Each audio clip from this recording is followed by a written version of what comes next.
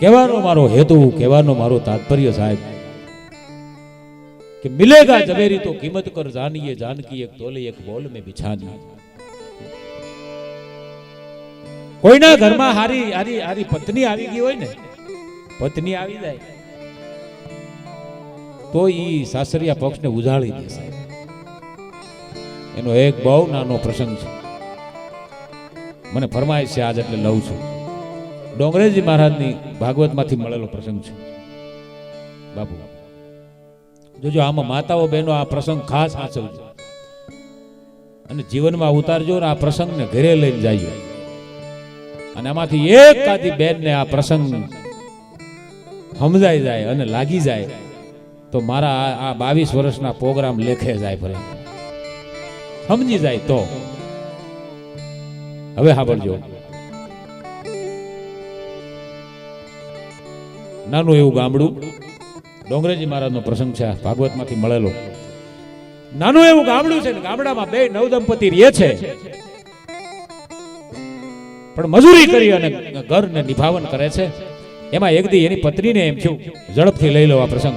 એની પત્નીને એમ થયું કે સાંભળ્યું કે બધાય છોકરાઓને બહાર ભણવા મોકલે, કાશીએ ભણવા મોકલે, તો એક કામ કરો ને, હાલો ને આપણે રાજુને ભણવા મોકલીએ કાશીએ.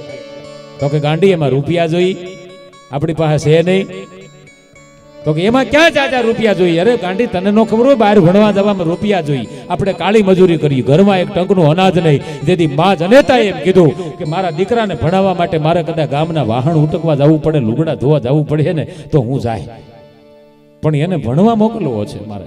બધાય છોકરાને ભણાવે છે, હું ન ભણાવું?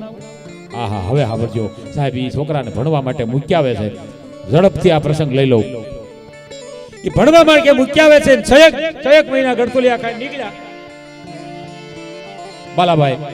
એ 6 મહિના ગળથોલિયા ખાઈને નીકળી ગયા એટલે માએ કીધું કે સાંભળ્યું કે હા 6 મહિના થઈ ગયા, મારો દીકરો રાજુ કાશીએ ભણવા ગયો છે ને હાલો ને આપણે મળવા જઈએ.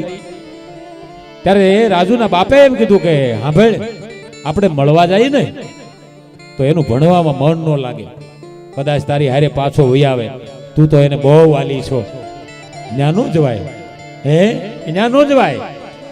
એમ કરીને વાતને ટાળી દીધી. પાછા 5-6 વર્ષ થયા એટલે કીધું સાંભળ્યું કે હવે 6 વર્ષ થઈ ગયા હો, હવે મારા દીકરાને મારે જોવો છે, આવું કઈ ભણવાનું હોય? એટલા વર્ષ શું કરે છે, આપણે હાલો ને મળવા જઈ. તેથી રાજુના બાપે એમ કીધું એક કામ કર, પેલા હું જઈ આવું, શું કરે છે જાણી આવું. રાજુના બાપ હાલતા થયા અને માએ કીધું કે એક કામ કરો, આ પિત્તળનો ડબરો છે, આ ડબરામાં થોડી ખોખડી બનાવી દઉં, મારા રાજુ હાટું લેતા જાઓ. માં છે ને ગમે એમ થયું. હા, માં વિશે જેટલા ગીત ગવાણા છે સાહેબ આ દુનિયામાં, આહા.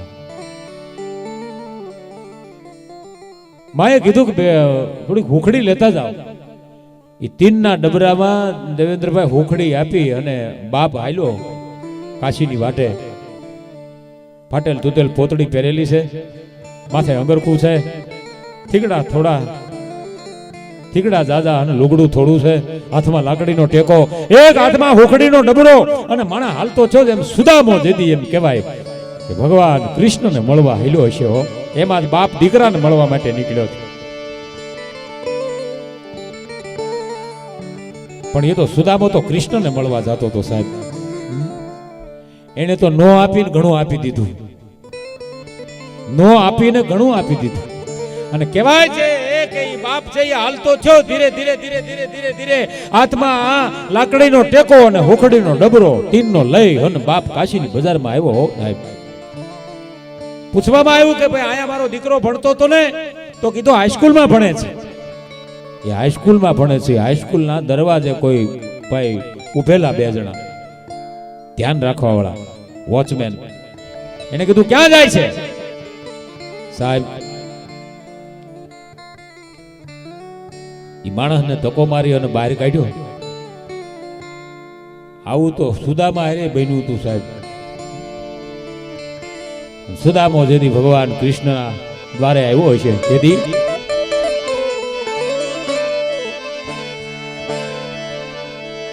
હેદ સુદામો દીદારી કામાયા રે દર્શને દીના નાથ ના રે રે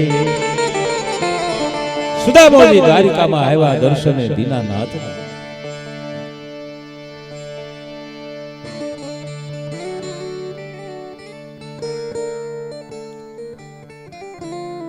દીકરાનો બાપ રાજુ નો બાપ દરવાજે આવીને ઉભો રહ્યો કે એકવાર મારા રાજુને તો કયો કે તારો બાપ તને મળવા આવ્યો છું. હવે આયા બાલાભાઈ ઘટના એવી બનેલી કે રાજુએ બહુ મોટી મોટી કરેલી બધા દોસ્તારોમાં ભાઈબંધોમાં. અમારે તો ત્યાં ગાડીઓ છે ને બંગલા છે ને આટલી જમીન છે ને આટલું તો બધું આમ છે ને તેમ છે ને અમે તો બહુ અબજોપતિ સહી. મારો બાપ તો મોટો નોકરિયાત છે, 3-4 લાખ તો પગાર છે. આવી બધી એના ભાઈબંધોમાં વાતો કરેલી, કારણ કે માં અહીંયા મજૂરી કરીને રૂપિયા મોકલતી હતી, ન્યાય આગળ ધીના કરતો. એટલે એને એક સમાચાર આપો તારો બાપ તને મળવા આવ્યો છે.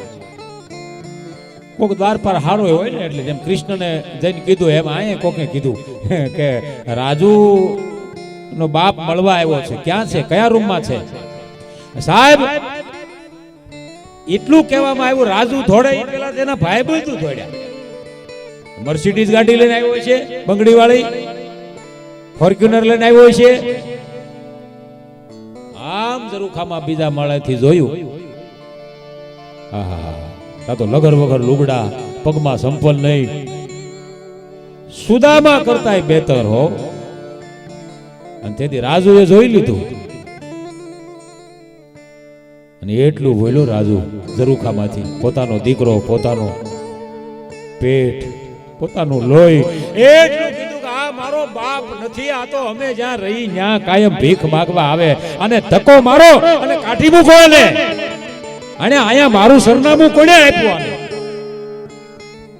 સાહેબ રાજુના બાપને ધક્કો મારવામાં આવે. કાશીની બજારમાં નિશાળની માલિકો આમ ધક્કો માર્યો, હુકડીનો ડબરો આ બાજુ પડી ગયો, રાજુનો બાપ આ બાજુ પડી ગયો, હાથમાં લાકડીનો ઠેકો લઈને પાછો ઉભો છો. ભાઈ ભાઈ ભાઈ ભાઈ, ઓહો. હૈયાની માથે પથ્થર મૂકી અને બાપ ઉભો થયો. સાહેબ હુકડીનો ડબરો હાથમાં લઈને વિચાર કર્યો કે હવે શું કરું. અને રાજુના બાપને એટલું કાશીની બજારમાં નિહાળમાં એક વિચાર આવ્યો કે આપઘાત કરી લઉં. પણ પછી પાછો એક બાજુ ઈ વિચાર આવ્યો કે હું આપઘાત કરી લઉં તો એની માનું કોણ, રાજુની માનું કોણ? એ તો એને એમ છે કે રાજુ મને બહુ પ્રેમ કરે છે, પણ આ એનોય નહીં થાય. એટલે કહેવાય છે કે હુકડીનો ડબરો કૂતરાને ખવડાવી, નદી આવી, નદીમાં ધોઈ અને થપાટ મારી અને ગાલ લાલ કરીને આહુડા પી ગયો રાજુનો બાપ. સાહેબ આહુડા પાડવા બહુ હેલા છે, આહુડા પી જવા બહુ અઘરા છે. સાહેબ રાજુનો બાપ ખડકીમાં પગ મૂક્યો, આમ દાંત કાઢતો કાઢતો, અને માં રાજુની માએ ગડગડતી ડોટ મૂકી, હાથમાંથી હુકડીનો ડબરો જટી અને આમ ખોલી અને જોયું એને કે મારો દીકરો હુકડી ખાઈ ગયો. હા તારો દીકરો હુકડી ખાઈ ગયો ને એમ કહેતો હતો કે વધારે ન લવાય, મારા ભાઈબંધુ ખાત મને કેટલી ભાવે મારા માના હાથની હુકડી, એટલી જ કેમ લાવ્યા? મેં કીધું બીજી વાર આવે ત્યારે વધારે લેતો આવે. બેટા તારો દીકરો તને બહુ યાદ કરતો હતો, આજ મને એની યાદ કરવા ઉપર મને આહુડા આવી જાય છે. એમ નથી કેતો કે આવું બન્યું એટલે હું રોઉં છું. એને મને રાજુ યાદ આવ્યો એટલે મને રોવાઈ જાય છે. બહુ તને યાદ કરતો હતો, મારી માં શું કરે એવું તો એને 100 વાર પૂછ્યું. હા હા. પછી આખી વાતના પ્રાણ અહીંયા છે. હવે 6-7 વર્ષ ગડફુલિયા ખાઈ ગયા. રાજુની માએ કીધું સાંભળ્યું કે હવે મારે મારા દીકરાને જોવો છે હો, કારણ કે 12 વર્ષનો હતો ભણવા મોકલ્યો, આજે 25 વર્ષનો થયો. તમને શું ખબર હોય માનો પ્રેમ શું કહેવાય? માને દીકરાને મારે જોવો છે, કેવડો થઈ ગયો હશે. તમે એના બાપ છો, હું એની માં છું, મારે જોવો છે મારા દીકરા. મને લઈ જાવ ત્યાં, તમે નહીં લઈ જાવ તો હું એકલી હાલી નીકળે. રાજુનો બાપ ના પાડે છે, ત્યાં નથી જવું, રહેવા દે, જાવું છે મારે. એ રાજુનો બાપ, રાજુની માં બે નીકળ્યા સાહેબ. સાહેબ આપણે એક નિયમ છે, મર્યાદા છે કે પતિ પત્ની બહાર નીકળે એટલે પુરુષ આગળ હોય અને પત્ની પાછળ હોય. આ આપણી ભારત દેશની સંસ્કૃતિ છે. પણ આમાં એવું નથી બન્યું. આમાં બાપ વાહે છે રાજુનો અને માં આગળ છે. કારણ કે રાજુના બાપને પગ પાછા પડતા હતા કે મારી હારે બન્યું ને અહીંયા આની હારે થવાનું છે. હું સહન કરી શકો, એની માં નહીં સહન કરી. સાહેબ બરોબર કાશીની બજાર આવી અને પૂછવામાં આવે કે ભાઈ અહીંયા રાજુ નામનો છોકરો ભણતો ઈ ક્યાં?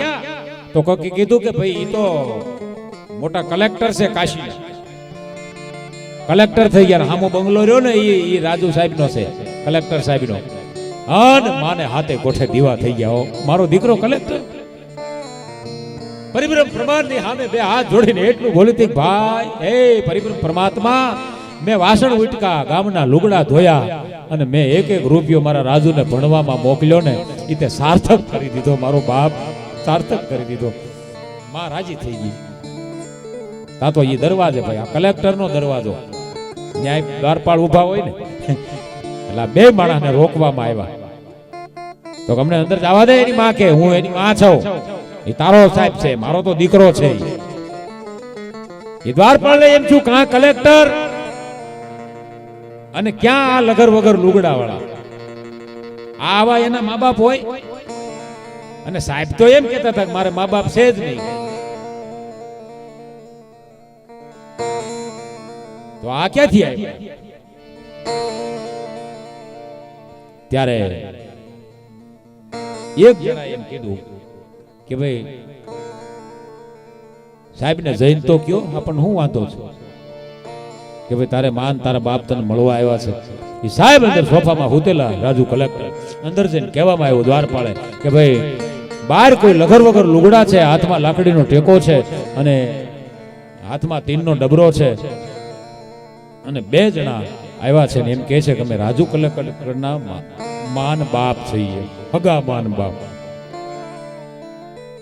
રાજુને એમ છું કે મેં મારી પત્નીને એમ કીધું છે કે મારા મા બાપ છે નહીં આ દુનિયામાં, તો હવે આ મા બાપને હું સ્વીકારું તો પત્ની સામે પાછો પડું.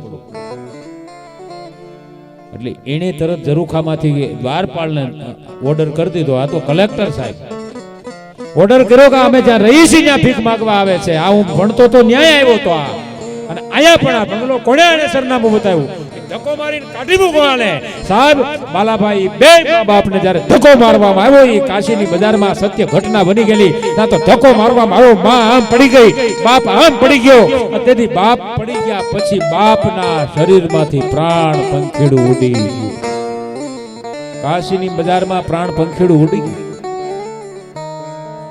માં 2 કલાકે ભાનમાં આવીને જોયું પોતાનો ધણી સ્વર્ગે સિધાવી ગયો છે. કરગનાથ કરે છે, કોઈને વિનંતી કરે છે કે ભાઈ આ મયતને કોઈ શમશાન સુધી પોગાડો ને. પણ સાહેબ આ દુનિયામાં ગરીબનું કોણ હોય? હા હા, કોણ હોય ગરીબનું? હું કાયમ માટે જાહેરમાં કહું છું માતાઓ બહેનો કે તમારે ત્યાં રૂપિયાવાળી બેન દીકરી આવે ને તો એને બહુ માનપાન નહીં આપો તો હાલશે. પણ ગરીબ બેન દીકરી આવે ને મારો બાપ એને 10 વખત પૂછજો, બેન તારે કાંઈ જરૂર છે મારી દીકરી? કાંઈ જોવે છે? કાંઈ લઈ જવું છે? 10 વખત પૂછજો. તોય દીકરી છે ને એ તો પહેલી વખત તો ના જ પાડશે, મારે કાંઈ જોતું નથી બાપ. પણ ખરેખર કાંઈક લેવા આવી હોય એવા પણ દાખલા છે કે ખરેખર કાંઈક લેવા આવી હોય અને એવું વિચારીને આવી હોય દીકરી, જો મારો બાપ કે મારી ભાભી કે મારી માં મને પૂછે ને તો કેવું છે મારે આ જોઈ છે, નકર બોલવું નથી. કોઈ પૂછે છે એની રાહમાં દીકરી બેઠી હોય, એની રાહમાં બેન બેઠી હોય. બેન દીકરી આવે એને આપજો, એને પૂછજો. ગરીબનું આ દુનિયામાં કોણ હોય સાહેબ? મુંબઈ મારો કાર્યક્રમ હતો, મુંબઈ બાલાભાઈ. એમાં એક જણાની ઉપર આમ કોઈ 5ની નોટ, કોઈ 10ની નોટ, કોઈ 20ની નોટ, કોઈ 100ની નોટ, કોઈ 500ની, કોઈ 1000ની, કોઈ 2000ની આમ ઘા કરતા હતા. એટલે ત્યાં હોટલે અમે ચા પીવા ઉભા રહ્યા. એટલે મેં કીધું ભાઈ આ એવો કોણ વ્યક્તિ હૂતો છે? કે એની માથે કોઈ 1000 ને 2000 ને 500 ના ઘા કરે છે અને લાખો રૂપિયાનો ઢગલો થઈ ગયો.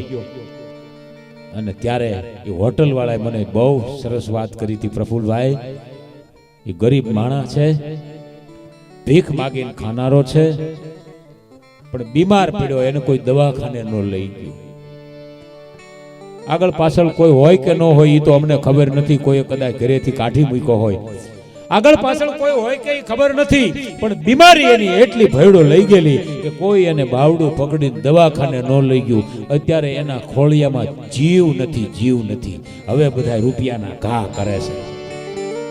ગરીબ હતો તો કોઈ ન આપ્યો, જીવાડવાનો હતો ત્યારે કોઈ ન આપ્યો, અને હવે બધા રૂપિયાના ઘા કરે છે કે જેને હવે ખાવાની જરૂર નથી. અને સાહેબ એ રાજુની માં કાશીની બજારમાં ખોળો પાથરીને ભીખ માગે બધા બહાર કે મારા ધણીને કોઈ શમશાને તો લઈ જાવ. કોઈ નથી તૈયાર થતું. એમાં એક રેકડી વાળો નીકળ્યો સાહેબ. રેકડી વાળાના પગ પકડીને એટલું કીધું, મારા વીરા બાપ, હું તને ખોળો પાથરીને પ્રાર્થના કરું, તને વાંધો ન હોય તો તારી રેકડીમાં મારા ધણીની શમશાન યાત્રા કાઢવી છે, અને તેથી અને તારો ઉપકાર હું જિંદગીમાં ક્યારેય નહીં ભૂલું. એ રેકડીમાં સાહેબ એ શમશાને લઈ ગયા, કાર્યક્રમ પૂરો કર્યો. પૂરો કર્યા પછી એ રાજુની માને એમ થયું માગવું નથી, હવે ક્યાં જવું? માગવું મરણ સમાન, મને માગો કોઈ ભીખ, માગવા કરતા મરી જવું ભલું, અમારા સદગુરુની શીખ. મરી જવું, માગવું નથી, પણ માગ્યા વિના હવે હું કરીએ હું. પણ હાથ લાંબો નથી કરવો, ક્યાંક કોથળો પાથરીને બેહી જાવ, કોઈ સામે આલીને જો 10 ની નોટનો ઘા કરે ને તો એના ગાંઠિયા લઈને પેટ ભરી લેવાશે. પણ હવે કોઈ સામે હાથ લાંબો નથી કરવો. એ કહેવાય છે કે થોડાક વર્ષો થયા એમાં ભગવાન ભોળાનાથનું મંદિર વિશાલ બાલ કંઠ માલ નયન કંઠ માપ પાપ જટા લટા ધરુ સમાન શૈષ તંડ શંકરમ નમામિ નિતરી ભલુતળમ ભીરેશ્વરમ કપોરીલાલ નીલગિરી કાળનો કાળ મહાકાળ. ભગવાન શિવજીનો શ્રાવણ મહિનો આવ્યો. શ્રાવણ મહિનાને દિવસે સોમવારનો, એટલે સોમવારને દી બધા ભિખારીઓ છે, આખા ગામના ભિખારીઓ, ઈ બધાય ત્યાં મંદિરે ભેળા થયેલા. એટલે આ ડોશી ત્યાં કોથળો પાથરીને બેઠેલી, એટલે એ ડોશીમાં એ બાજુમાં ભિખારી બેઠો, એને પૂછ્યું કે ભાઈ તમે આટલા બધા કેમ આજે અહીંયા આવ્યા છો? એક ભિખારીએ કીધું કે તમને ખબર નથી? તો ના. તો કાશીના જે કલેક્ટર છે ને એમના ઘરેથી ધર્મપત્ની છે, ઈ અહીંયા દર્શન કરવા આવશે. તો ઈ દર્શન કરવા આવે એમાં તમારે શું? તો એમાં એવું છે, દર્શન કરીને જયારે પાછા વળશે ને ત્યારે બધાને દક્ષિણા આપશે. કેવી ખાનદાન બાઈ છે, કેવી સંસ્કૃતિ વાળી છે, કેવા સિંચન કર્યા છે, બધાને ઈ કે આપે, દક્ષિણા આપશે. એટલે એ ડોશીમાં અહીંયા કોથળો પાથરીને બેહી ગયેલા. આમ કહેવાય કે આ તો કલેક્ટરના ઘરેથી આગળ પાયલોટિંગ, પાછળ પાયલોટિંગ, આમ જગ્યા થઈ ગઈ. અને કાટ પગથિયા ચડી ભગવાન શિવના દર્શન કરી અને રિટર્ન જ્યારે આવ્યા, બધાયના હાથમાં દક્ષિણા આપતા આવે. આપતા કહેવાય કે આ ડોશીમાનો વારો આવ્યો ભાઈ. ત્યારે કીધું માં હાથ લાંબો કરો. નહીં બેટા, મારે અયાચક વ્રત છે, કોઈ પાસે માગવું નહીં, હાથ લાંબો ન કરવો. તને મોજ આવે તો આ કોથળામાં નાખતી જા, નો મોજ આવે તો તને તારા 10 રૂપિયા મુબારક છે. તું જે દેતી હોય 25, 50, 100, 500 જે દેતી હોય દક્ષિણામાં, એ તને તારા પૈસા મુબારક. હું હાથ લાંબો નહીં કરું. કે માં હાથ લાંબો નહીં કરવાનું કાંઈ કારણ? તો મારે અયાચક વ્રત છે કે જીવું ત્યાં સુધી હાથ લાંબો કોઈ પાસે નહીં કરું. બેટા હું નાના ઘરની બાઈ નથી હો, તું મને હાવ ભિખારી નો સમજતી. આ તો મજબૂરી મને મંગાવે છે, નકર હું હાથ લાંબો કરવા તૈયાર નથી. તો માં એવી તમારે શું તકલીફ પડી? તો મારો એકનો એક દીકરો છે આ દુનિયામાં, એ ક્યાંક ખોવાઈ ગયો છે અને હું એકલી થઈ ગયું છું. મારો ધણી ઓફ થઈ ગયો છે, ધણી ગુજરી ગયો છે. એટલે આ મારા દિવસો આવ્યા છે માગવા. નકર મારે માગવું નથી. પણ બેટા હું તારી પાસે એક માગણી કરું છું, મારા પૈસા નથી જોતા. તને વાંધો ન હોય તો તારા બંગલે મને લઈ જા, તારા વાસણ ઉટકાય, તારા ઠામડા ઉટકાય, તારા લુગડા ધોય, અને રસોઈ તો હું એવી બનાવાય કે તારા સાહેબને આંગળા કકડાવી જાય. મને એવી રસોઈ આવડે છે.